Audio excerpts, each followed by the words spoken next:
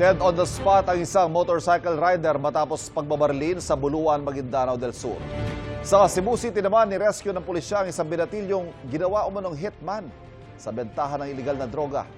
Narito ang unang balita.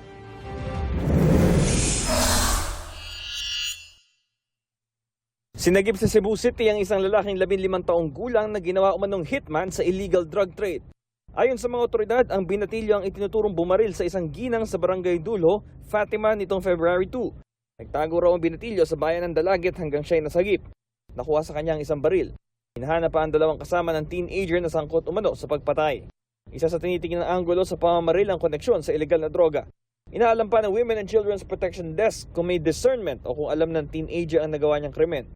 Hindi pinayagan ng pulisya ang media na makausap ang teenager. Dead on the spot ang isang motorcycle rider matapos pagbabarilin sa isang highway sa Buluan, Maguindanao del Sur. Nagtamo siya ng 2 tama ng bala na galing daw sa caliber 45 pistol. Na-recover ang basyon ng bala sa crime scene. Inaalam pa ng pulisya kung sino ang nasa likod ng pamamaril at ano ang motibo. Ito ang unang balita, Bam Alegre para sa GMA Integrated News. Kapuso, huwag magpapahuli sa latest news and updates. Mag-iuna ka sa balita at mag-subscribe sa YouTube channel ng GMA Integrated News.